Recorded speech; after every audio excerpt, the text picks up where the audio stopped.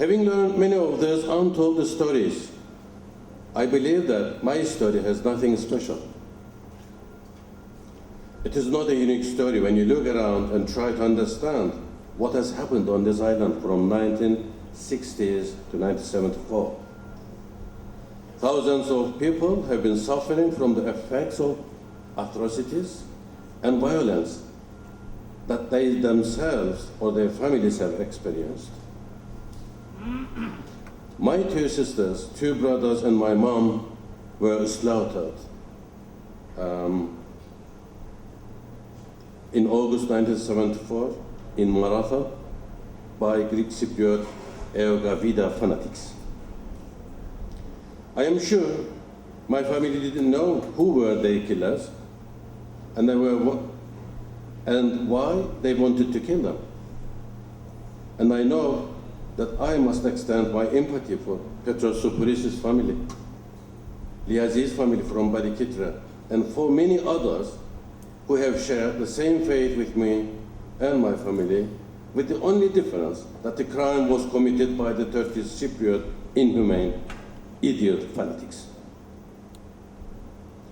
Some of the scenes we have experienced in that country can only be described as an unimaginable savagery, that thousands of men, women, and children be kidnapped, executed, and buried into mass graves and wells. Dear participants, in Cyprus, Greek and Turkish Cypriots have always been the victims of nationalism. I would say that we still remain to be the victims of Cyprus question because we couldn't overcome our nationalisms yet. Whenever the nationalism on our island raised its head, the two communities were forced to break up their contacts and pulled apart from each other.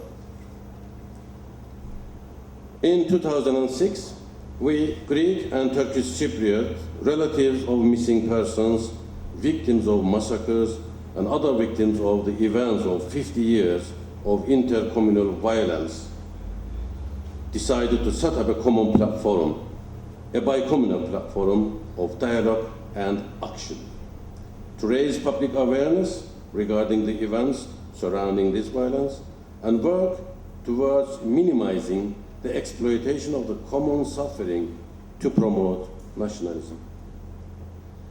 We have been organizing public events in towns, villages, schools, in an effort to help society come face to face with the relatives of our violent past.